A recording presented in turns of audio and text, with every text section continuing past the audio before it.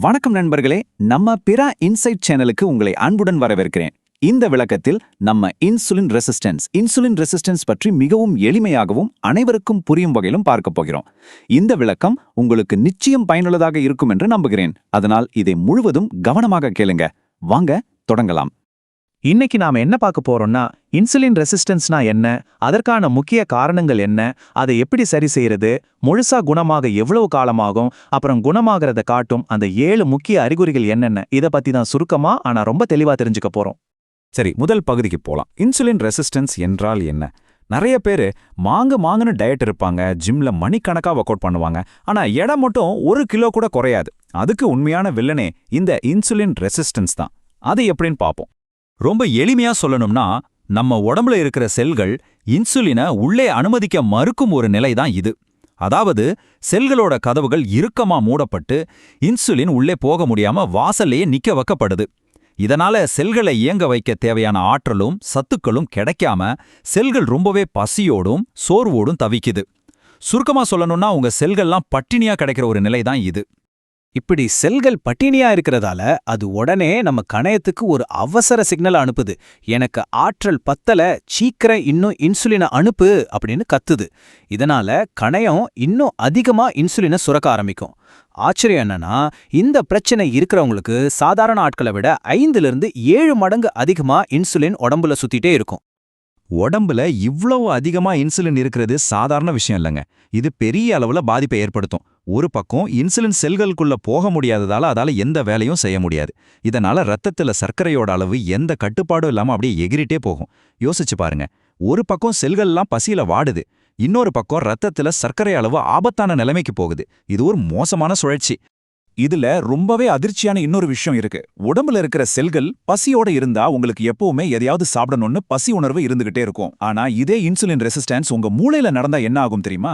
மூளை செல்கள் சத்துக்கள் கிடைக்காம மெல்ல மெல்ல அழிய ஆரம்பிக்கும். உண்மை என்னன்னா, இதுதான் அல்சைமர்ஸ் எனப்படும் தீவிர ஞாபக மறதி நோய்க்கான ஒரு முக்கிய காரணமாவே இருக்கு. சரி, இன்சுலின் ரெசிஸ்டன்ஸ்னா என்ன, அது எவ்வளவு ஆபத்தானதுல தெளிவா புரிஞ்சிருக்கும். அடுத்து இதற்கான முக்கிய காரணங்கள் என்ன அப்படிங்கறத பார்க்கலாம்.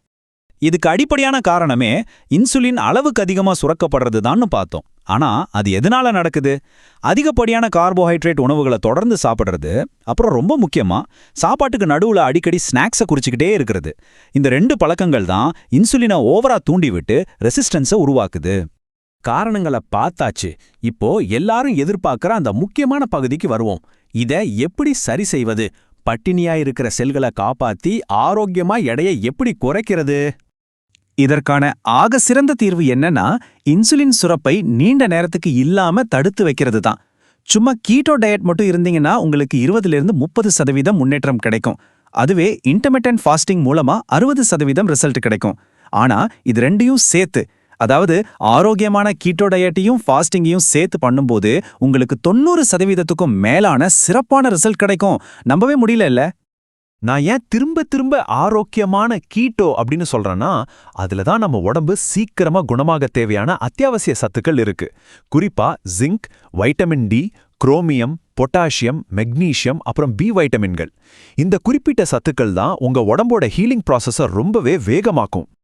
இந்த ரிசல்ட்டை இன்னும் பூஸ்ட் பண்ண தினசரி கொஞ்சமாவது உடற்பயிற்சி செய்யணும். உங்களோட மன அழுத்தத்தை குறைக்கணும், அப்புறம் நல்ல ஆழமான தூக்கத்தை உறுதி செய்யணும். இதோட சேர்த்து கணையத்துல இருக்கிற பீட்டா செல்களை சரி செய்யக்கூடிய சில சப்ளிமெண்ட்ஸையும் எடுத்துக்கிட்டா இந்த பிரச்சனையிலேருந்து நீங்க ரொம்ப சீக்கிரமாவே வெளியே வந்துடலாம். 4வது பகுதி, இது முழுசா குணமாக எவ்வளோ காலமாகும், இதுதான் இப்போ உங்க மைண்ட்ல ஓடிட்டு இருக்கும். அதுக்கான டைம்லைனை இப்ப பார்க்கலாம். மெடிக்கல் டேட்டா படி பார்த்தா செல்லுலார் அளவுல, அதாவது செல்களின் அடிப்படை அளவுல இந்த இன்சுலின் ரெசிஸ்டன்ஸை முழுமையா சரி செய்ய குறைஞ்சது 3 முதல் 8 மாதங்கள் வரை ஆகலாம். நீங்க எந்த அளவுக்கு ஸ்ட்ரிக்டா இதை ஃபாலோ பண்றீங்க அப்படிங்கறத பொறுத்து இது மாறுபடும். ஆனா ஒரு விஷயம் நிச்சயம், கன்சிஸ்டன்சியா இருந்தா இது முழுமையா ரிவர்ஸ் பண்ண முடியும். கடைசியா, உங்க உடம்புல இன்சுலின் ரெசிஸ்டன்ஸ் சரியாகி செல்கள் மறுபடியும் வேலை செய்ய ஆரம்பிச்சிடுச்சு அப்படிங்கறது நீங்களே எப்படி தெரிஞ்சுக்கிறது? அதுக்கான 7 சூப்பரான அறிகுறிகளை பார்ப்போம். இதை கண்டுபிடிக்க ஹோமா ஐஆர் அப்படின்னு ஒரு மெடிக்கல் டெஸ்ட் இருக்கு. ஆனா அடிக்கடி லேபுக்கு போறதை விட உங்க உடம்புல ஏற்படுற மாற்றங்களை வச்சே நீங்க ஈஸியா கண்டுபிடிச்சிடலாம். உங்க உடம்பு குணமாகும்போது எப்பவும் இருக்கிற அந்த சோர்வு மறைஞ்சு உங்களுக்கு முழுமையான திருப்தியும் நல்ல எனர்ஜியும் கிடைக்கும். முக்கியமா அந்த பிடிவாதமான தொப்பை கொழுப்பு கரையறத நீங்களே கண்கூடா பார்க்க முடியும். முதல் 4 அறிகுறிகள் என்னென்னு பார்த்தீங்கன்னா, உங்களால ரொம்ப நேரம் பசி இல்லாம சாதாரணமா இருக்க முடியும். தொப்பை மற்றும் கல்லீரல் கொழுப்பு தானா கரைய ஆரம்பிக்கும். வைட்டமின் டியோட உதவியால உங்க ரத்த அழுத்தம் குறையும். அப்புறம் ரத்தத்துல சர்க்கரை அளவு நார்மல் ஆகும். இதுல ஒரு சின்ன விஷயம், நீண்ட காலமா டயபெட்டிஸ் இருக்கிறவங்களுக்கு மட்டும் இந்த சர்க்கரை அளவு முழுசா நார்மலாக 1 வருடம் கூட ஆகலாம். சோ பொறுமை ரொம்ப அவசியம். 5வது அறிகுறி டான் ஃபினாமினன் அப்படின்னு சொல்லப்படுற ஒரு விஷயம் மறையிறது. அதாவது காலையில எழுந்த உடனே பிளட் சுகர் அதிகமா இருந்தா உங்க உடம்பு இன்னும் கீட்டோசிஸ் நிலைக்கு மாறிக்கிட்டு இருக்குன்னு அர்த்தம். எப்போ காலையில உங்க சுகர் லெவல் நார்மலா இருக்கோ அப்போ நீங்க இந்த ரெசிஸ்டன்ஸ் பிரச்சனையிலிருந்து வெற்றிகரமா வெளியே வந்துட்டீங்கன்னு அர்த்தம். கடைசி 2 அறிகுறிகள் உண்மையிலேயே உங்களுக்கு ஒரு புது வாழ்க்கையை கொடுக்கும். 1, உங்க எனர்ஜி லெவல் ரொம்பவே அதிகமா இருக்கும், நாள் முழுக்க சுறுசுறுப்பா இருப்பீங்க. 2வது, கொஞ்சமா சாப்பிட்டாலும் முழுமையான ஒரு திருப்தி கிடைக்கும். இது நடக்குதுன்னா உங்க செல்களுக்கு இருந்த அந்த பெரிய தடை நீங்கி சத்துக்கள் எல்லாம் செல்களை சென்றடைய ஆரம்பிச்சிடுச்சுன்னு உறுதியா நம்பலாம். சரிங்க, இந்த விளக்கத்தின் நிறைவுக்கு வந்துட்டோம். இப்போ உங்களை நீங்களே ஒரு முக்கியமான கேள்வி கேட்டுக்கோங்க. நீங்க இவ்ளோ நாளா நோயோட பக்க விளைவுகளுக்கு மட்டும் மேலோட்டமா ட்ரீட்மெண்ட் எடுத்துக்கிட்டு இருந்தீங்களா? இல்ல அடிப்படை காரணமான செல்கள் பட்னியா இருக்கிறத வேர்லிருந்து சரி செய்ய தயாரா இருக்கீங்களா? சாய்ஸ் உங்க கையில தான் இருக்கு. இந்த விளக்கம் உங்களுக்கு பிடித்திருந்தால் ஒரு லைக் பண்ணுங்க. உங்க நண்பர்களுடன் இந்த பதிவை ஷேர் பண்ணுங்க. இன்னும் இப்படிப்பட்ட பயனுள்ள விளக்கங்களை பார்க்க நம்ம சேனலை சப்ஸ்கிரைப் பண்ணி பெல் ஐகானை பிரஸ் பண்ணுங்க. உங்கள் கருத்துக்களை கீழே கமெண்ட்ல சொல்ல மறக்காதீங்க. நன்றி நண்பர்களே, மீண்டும் சந்திப்போம் அடுத்த விளக்கத்தில். வணக்கம்.